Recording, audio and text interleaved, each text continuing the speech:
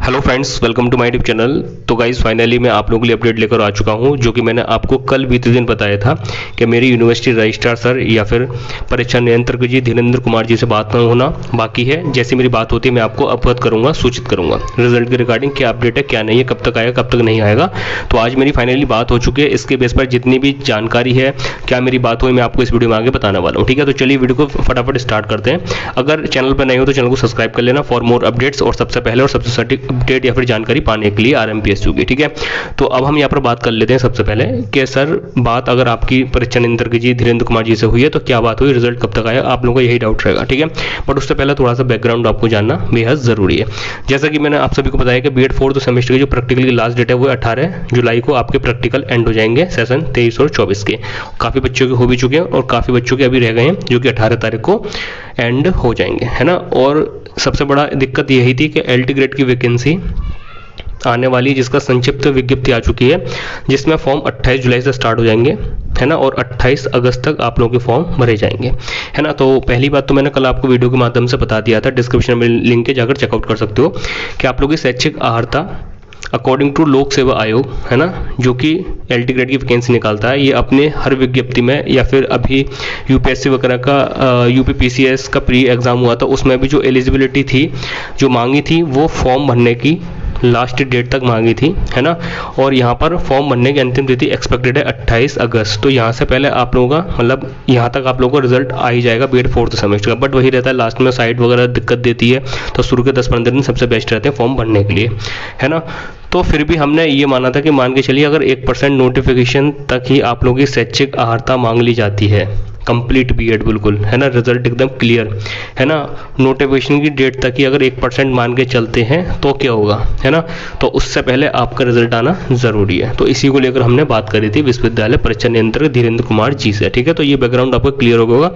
अब मेरी बात क्या हुई है, तो मैंने आज धीरेन्द्र कुमार जी को कॉल की, है ना, और उनसे मेरी बात हुई है। तो देखिए सबसे पहले बात मैं आपको बता दूं, मैंने आप लोगों की जो भी कंसर्न था ये भर्ती को लेकर और रिजल्ट को लेकर वो मैंने उन तक पहुंचा दी है। ठीक है, पहली बात उन्होंने बहुत अच्छी तरीके से बताया कि देखिए हमें यूनिवर्सिटी के रजिस्ट्रार परीक्षा नियंत्रक या फिर एग्ज़ाम कंट्रोलर, ठीक है, बीएड वाले हमारे भी बच्चे हैं, मैं सेम शब्द बता रहा हूँ।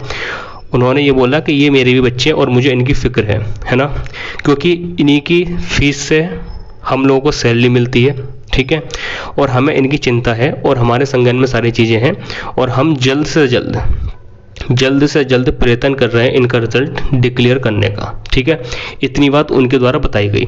अब कोई ऐसा फिक्स्ड डेट नहीं होती कि भाई इस दिन आ ही जाएगा, ये चीज़ आपको कोई भी नहीं बता सकता, है ना।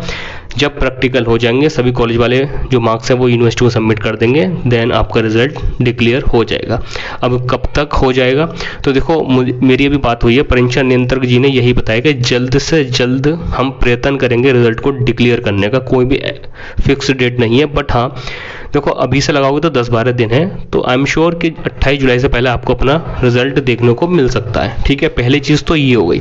मान के चलिए अगर नहीं भी आता है ना, मान के चलिए नहीं भी आता है तो फिर 28 अगस्त तक आप लोगों की एलिजिबिलिटी काउंट होती है ना, जो आपकी शैक्षिक अर्हता है वो 28 अगस्त तक आपकी जो शैक्षिक अर्हता है वो कैलकुलेट होती है। तो 28 अगस्त से पहले रिजल्ट आपका आ ही जाएगा तो आप फॉर्म भर पाओगे। बट वही 1% चांस ये है कि अगर नोटिफिकेशन की डेट तक ही शैक्षिक अर्हता मांगी गई तो फिर क्या करेंगे, तो ऐसा मुमकिन नहीं है।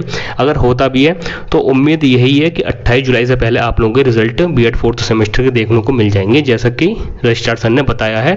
एग्जैक्ट डेट नहीं बताई, मैं फिर बता रहा हूँ, उन्होंने बोला जल्द से जल्द, और उन्होंने ये वाक्य का प्रयोग किया है कि ये बीएड वाले मेरे भी बच्चे हैं, है ना, मेरे बच्चे और मुझे इनकी फिक्र है और उनकी फीस से ही मुझे सैलरी मिलती है। तो ऐसा मेरा भी मतलब उनका कहने का मतलब मेरा भी दायित्व है कि इनका रिजल्ट जल्द से जल्द मैं घोषित करने का प्रयत्न कर रहा हूँ और कर भी दूंगा। ठीक है, तो ये चीज़ आप लोगों की अच्छी तरह से क्लियर हुई होगी।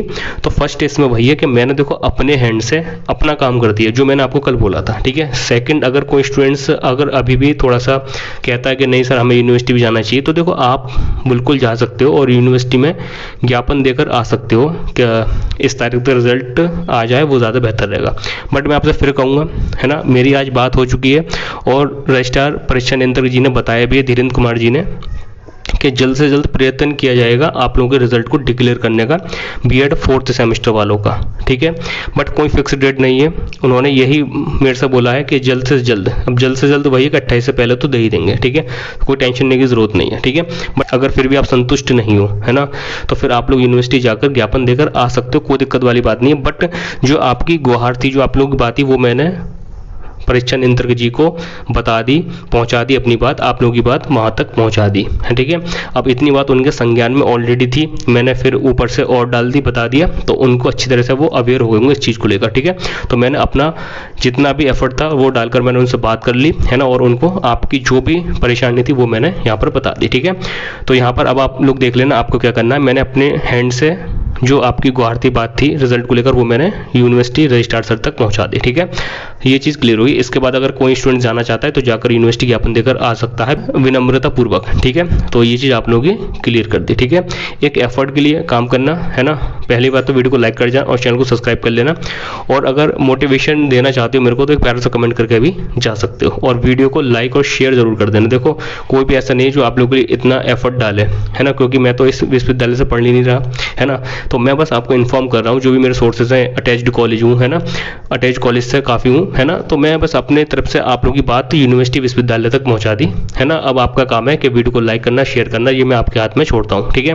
तो चलिए फिर, और यहाँ पर कुछ बता दूँ, डिस्क्रिप्शन में व्हाट्सअप चैनल का लिंक मिल जाएगा, जाकर ज्वाइन कर लेना। तो जो भी अपडेट रहेगी सबसे पहले वहाँ पर अपडेट कर दूंगा मैं, ठीक है, और छोटी मोटी अपडेट करता रहता हूँ, ठीक है।